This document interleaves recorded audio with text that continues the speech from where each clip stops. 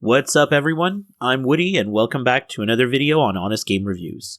Today we'll be taking a look at Infinity Rising. It's a sandbox MMORPG set in a post-apocalyptic Earth developed by Cornucopias technology. Now, Infinity Rising is one of the last of a dying breed of projects that started in 2021, which I like to refer to as the golden age of Web3. Projects back then were making outrageous promises to attract investment, and they were telling us that we were going to live in these 3D rendered VR metaverses where we would own land and apartments and vehicles, we would have jobs, and that would somehow all create generational wealth. If you want examples of some projects like this, you can think of Sidus, you can think of Star Atlas, Chronoforge to a certain extent, Illuvium. Obviously, things didn't work out that way. We're in a very different situation now. Most of these projects either died or they're still in development 4 years later. And Infinity Rising is definitely in that situation because it still considers itself in pre-alpha, which means it's incredibly early. So one thing about my channel is that I don't review or rate unfinished games. I don't see much of a point to it because I could end up saying something 1 week and then a month later it's completely different and the game feels completely changed. Instead, I'm going to do what I've done with preview articles in the past and stick to what you could think of as pros and cons. So today in this video, we'll look at some of the things that Infinity Rising does well and some of the areas where it may need to improve. And then I'll finish off everything by giving you my take on whether or not this project is worth following. The first thing I want to address is accessibility, because this is reflective of my first interaction with the game. In a nutshell, you need an Infinity Rising NFT to play the game. And I don't really have an issue with that, because sometimes games just want to do something special for their communities and give them an early look at what they've invested in.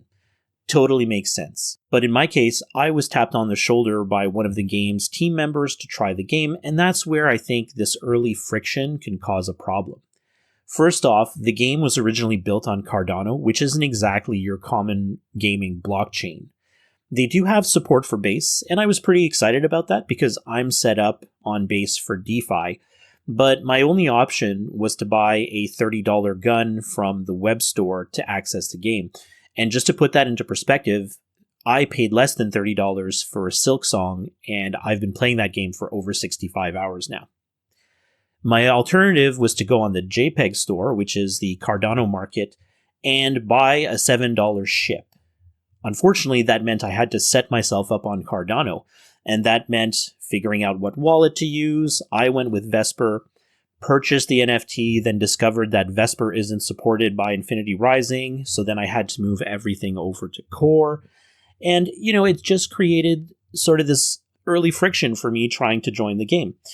That's not really something that Web2 players are going to put up with. And just to press the point home, this week I've been playing Highguard, a new shooter that just launched, and I messaged someone on X who basically gave up on the game because they didn't want to bother figuring out how to change the safe boot option on their motherboard to install the game. And that just shows you that Web2 players are not going to take that time to figure out about wallets, how to purchase crypto, and that onboarding experience really needs to get better if the goal is to bring in players from the outside. The thing is, once you get past that initial friction, the first experience you have with the game is the character builder.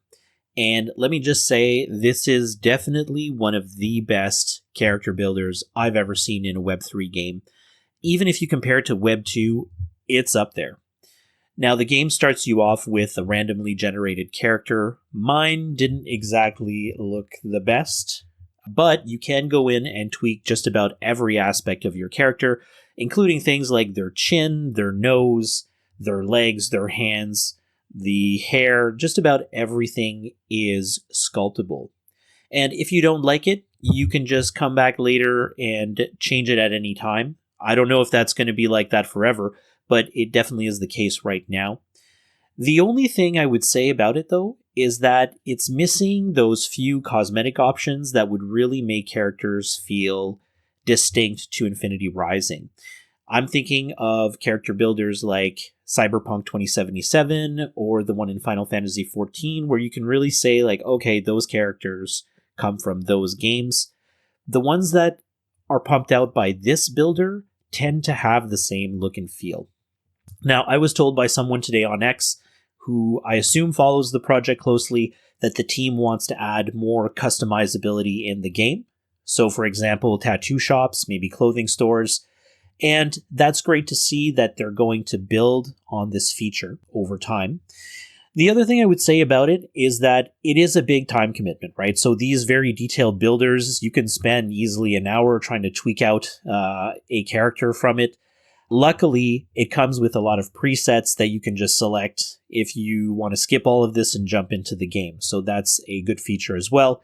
No matter what, I think this builder is a huge win for Infinity Rising because it is just awesome to see and really easy to use.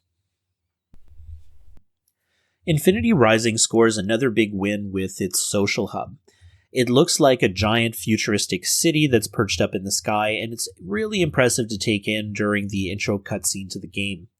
The city itself looks spectacular, and it does a really great job at communicating the sense of scale that the team wants to build in Infinity Rising.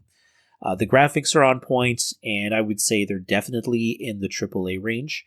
There's still a lot of optimization to do, but that's pretty normal for a game that's at this stage of development. The map itself is massive, and it's dotted with all these tall buildings, these billboards, futuristic-looking structures, cool vehicles, and it's all great to explore when you first dive into the world.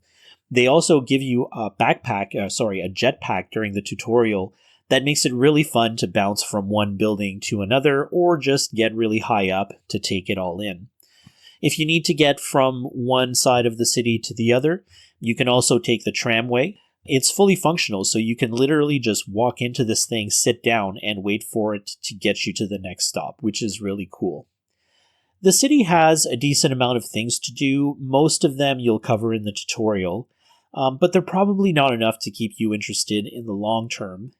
Amongst other things, you'll go to a gun range, you'll spend some time at the racing track, you'll craft some stuff on a crafting bench, and you'll visit some fast food joints to get food and drink you need to keep your vitals up. The racing was definitely my favorite because it reminded me a little bit of Extreme G, a game I used to play on the Super Nintendo, with neon tracks and high speeds and futuristic vehicles. I really look forward to seeing how they evolve this racer in the final game. If you're looking for a little something extra to do, you can definitely try to find the hidden holograms that are scattered throughout the city. You can also check out the obstacle course that's meant for the jetpack. I personally didn't bother with them, but they're definitely there for those who want to keep the experience going. If I could criticize one thing about the city, it's that the size of it can sometimes work against you because the important landmarks aren't always packed close together, and that means there's a lot of trekking back and forth between them. Some of them aren't marked on the map either, and I'll be honest, I lost track of where the gun store is in my playthrough, and I haven't been able to find it since because of just how huge the city is. These aren't really game breakers. At this point, there's plenty of time to address it, but I would definitely recommend to the team to bring those components together so that players can access everything from just one tiny space, and then you can save the rest of the extra space for quests and NPCs and all of this different stuff. Now, even though the hub is great, things outside of the hub are a very different matter. You can travel to one of 3 floating islands. They're all named Solus. So Solus 1, Solus 2, Solus 3, and I think Solus 4. Unfortunately, they all look exactly the same. They all have these identical towns all over the map that include a store, a nexus where you can manage your NFTs, a hospital where you respawn if you die, and those towns are surrounded by what I assume are player-owned land plots that aren't accessible yet by the players. And around all of these hubs are basically these giant expanses of a mix of badlands, grasslands, and forests. And there's hardly anything to do yet, right? So all you can really see on the map are gun ranges and these hot zones, which are actually PvP zones, where players can fight each other if they both agree to enter into a duel. And at this point, it just makes it really hard to imagine what the team is going to do to fill all of this empty space and how these environments are going to morph into not exact carbon copies of each other. Again, is this really an issue this early on? No. But I'll go back to my previous point, right? What is the point of bringing new players in when they don't really understand or care that this is an alpha build? Your existing community can look at this and go, okay, this is how my land is going to exist. I see what the team is going for. But someone who has absolutely no exposure to the project like me will come in and only see an empty map that looks identical to another empty map that looks identical to another empty map. So that's where I think maybe the team needs to think about whether it's a good idea to make these accessible at this stage. I think if they've had a show and tell with their community, it's probably best to deactivate these things and focus on making the hub more playable, because that really showcases the game a lot better than the external regions. Despite all this, the premise behind Infinity Rising is really cool. Earth gets destroyed by a killer quantum storm, and humankind is forced to flee into the Cornucopias, which are the flying cities. There's a mysterious faction called the Terra that are striking what I'll say are probably government forces from the shadows. Meanwhile, there are these rifts appearing across the land that are unleashing these strange mechanical creatures. So altogether, there's a lot of potential here for a strong narrative, maybe some political intrigue. If they add something like a dystopian societal order, which is common in futuristic settings, there's some sci-fi elements woven into that. And all of it opens a lot of gameplay possibilities too, right? Like you could see an extraction mechanic involving raids to the surface where you only have a certain amount of time to loot and come back before you start taking damage. Or maybe they explore the space between the giant islands and have flying ship battles or air battles. You could also see them exploring what's on the other side of those rifts, right? So that adds a whole other dimension of possibilities to the game. At this point, it's really just a matter of executing on their vision. And I really do hope the team spends some time on narrative, because that would be a standout in Web3. Not many Web3 games bother putting narrative at the top of the priority list.